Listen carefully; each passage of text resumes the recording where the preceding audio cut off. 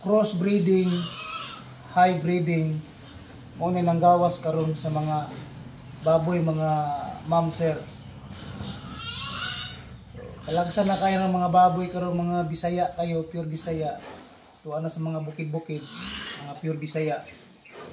Karon kasagaran sa mga baboy karon crossbreeding na o hybriding. So dahang mga nagreklamo, dahang ko na nga kaila nga nagbabuyan usab. Maingon sila nga ilang baboy upat ka bulan na pero ang kilos ilang baboy galisod ganig 60 kilos sa upat ka bulan nilang pagpakaon sa ilang baboy, which is mali ang ilahang paagi sa pagpakaon, mga ma'am sir. Although dito gikan nga baboy ilang napalit, pero nga tingala siya nganong sa upat ka bulan galisod og 60 kilos ang baboy kay di ay ginapakaon ra niya tahop og tangkong. So sa giingon ko na, crossbreeding o hybriding lahi na siya status sa pagpakaon, mga ma'am sir, no. Atong halimbawa sa mga tao, mga kano Amerikano o Bisaya. Ang Amerikano, kung pakauno ni mo na siya sa mga pagkaon nato nga mga mostly mais, gulay, kanang mga Amerikano, mga ma'am sir, di na siya mubaga alang lawas, di sila mudako, di na sila mo expand pag-ayo. Tungod kay ang Amerikano, mga ug sa ato ikumpara sa baboy, mga hybriding na sila mga rasa nila, mga dagko. So kay dagko ilang mga rasa nagkinahanglan sila pagkaon nga fit usab sa ilahang rasa. Sa mga Amerikano, sagaran nilang ipangaon tinapay o mga canned good, mga processed food. So okay, mo i-fit sa ilahang mga rasa. So, midako sila pagsamot, mutaas sila, mudako. Tungod kay mo gikinahanglan sa ilang rasa nga pagkaon. Di na sila mukaon sa atong mga pagkaon nga gulay, mais, uban pa diha humay. Nay mga og humay pero sa mga Amerikano ko dili gid kasagaran. So ang ilang ginapangita gyud katong mga fit sa ilahang lawas, dili na sa maogi ilang naandan kundi maogi gipangayo silang lawas. Ang Pinoy usab, mausab. Pag kitang mga Pinoy, mukaon ta sa mga pagkaon, mga pang-Amerikano, mostly tinapay lang ta, canned good, mga processing foods, mga hotdog. Mudako ta tungod sa mga nutrients nga makuha to sa mga pagkaon nga makapadako sa to ang lawas. Tanawa ko ng mga bata nga mga naa sa mga 5 years old, 6 years old, 4 years old, hangtod 8 years old. Midako siya kasagaran, tanawa na kung saan kasagaran gipangaon na ng mga bata na chorizo, hotdog, mga tinapay, mga spaghetti. Nawalang lawas, dako kayo siya. Tungod kay naasay nakuha ng mga nutrients sa mga pagkaon nga makapaingon ana sa ilang lawas. Mao po na sa baboy, ma'am sir. Crossbreeding o hybriding, ma'am sir, lahi sa mga gipangkaon sa mga Bisaya nga baboy. Sa una mga Bisaya baboy, ma'am sir, tahop lang, mga dahon-dahon, okay na. Mudako na sila. Pero dili gid kay as in nga dako press karon nga sa mga crossbreeding o hybriding na nga dako jud ka as in. So ang pagpakaon, number 1 nga kailangan mahibal-an nato ang pagpakaon sa tong baboy kung unsang klaseng baboy na ata. Kung atoa crossbreeding na o hybriding na nga mga baboy, klases baboy, kinahanglan tang musunod sa mga advice sa mga medical sa mga animal doctor. So ang animal doctor gikan sa pagsugod sa pag-anak sa vaccine, nagpagawa sila mga bakuna, mga vitamins, and then sa tamang oras sila ilutas, naghahatag sila og nag-advise sila og purga niya sa pagpakaon sa sugod. Nag-advise sila nga muni sugod sa kaon in pila ka adlaw o pila ka semana o isa ka bulan, and then another bulan another change feeding na naman hangtod na siya nga ma-dispose ang mga baboy. Ngano ingon ana man ang ilang gina-advise tungod kay nagbase sila sa rasa sa baboy na to karon nga panahon mga ma'am sir. So kinahanglan nga ang kung unsang rasa naa ka, kinahanglan sundon nimo ang proseso ma'am sir no sa baboy. Muna sa among adiri ma'am sir, sa bago pa lang anak ma'am sir sa amo ang mga baboy, baktin, gikas pagpanganak to 3 days nagahatag mig bakuna, and then gikas pagpanganak to 10 days nagahatag mi og vitamins dala kapon. And then gikan sa pagbakuna nasad to 15 days naghahatag kami another bakuna na sad. Kaduha mi magbakuna sa baktin sulod sa kabuan samtang gatutoy pa siya sa mga siyang inahan mga ma'am sir.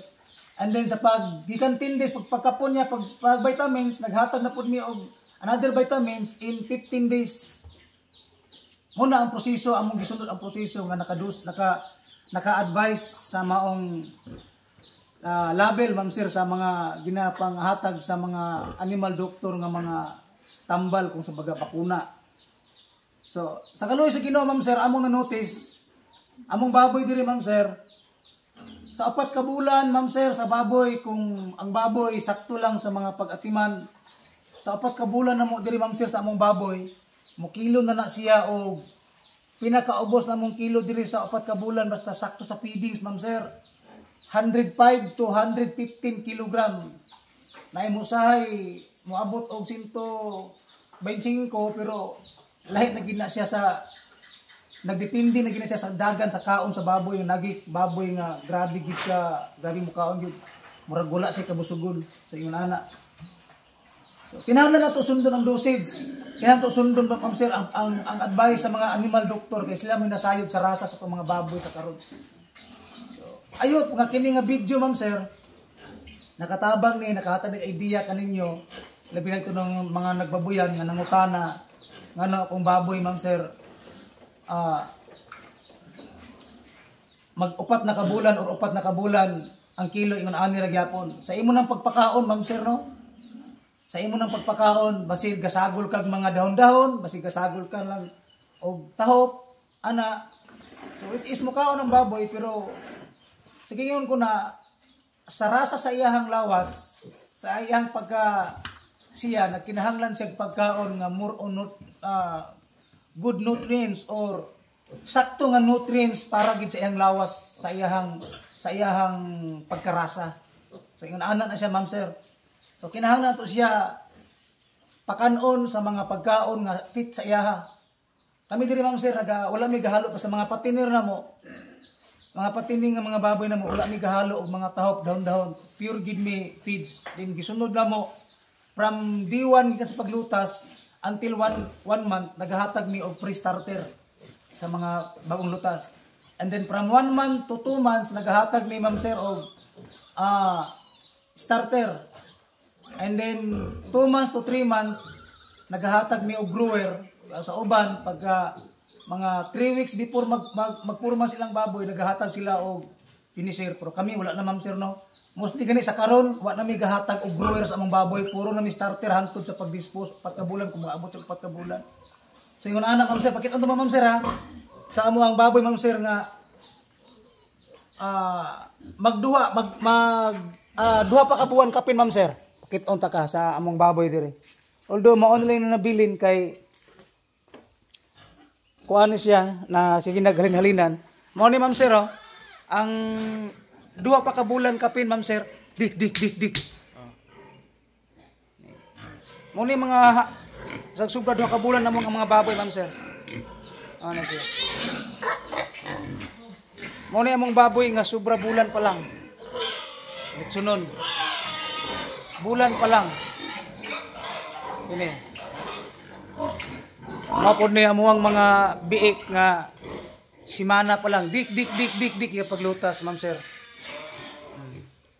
Nakuhaan na namo nig isa ma'am sir no, gipalit atong usang adlaw sa among kaila ra pod. Among gikilo ma'am sir 18 kilos. 1 week pa lang yung paglutas ma'am sir 18 kilos. Mao ni sila. Mao ni mga resulta sa kung sundon lang nimo ang mga advice sa animal doctor sa doktor sa mga hayop, makuha nimo ang resulta ma'am sir, manotice nimo ang resulta nga mao di ay nga kinahanglan gini siya nga mga mga vitamins, mga purga, mga bakuna sila o sa mga pagkaon kailangan magsunod ta sa mga advice nila paano sa pagpakaon sa mga ani nga mga klase sa rasa sa baboy. So musunod na ta musunod para dili ta lugi. So nakoy nakaila ma'am sir. Although dito niya gikuha nga baboy, napalit niya. Pero ang problema lang kay ginapakaon niya siguro sa kakulangon ng financing normal mo nang mangita na lang kag choice ipakaon niya og tahop og tangkong. So mo na sa resulta gaan imong baboy pat nakabulan pero maglisod og 60 kilos. So I hope ma'am sir na namoy nabalaan ani nga video natay idea nga nakuha nga kinahanglan atong baboy di ay depende sa rasa sa atong baboy sa pagpakaon nila kinahanglan depende sa rasa.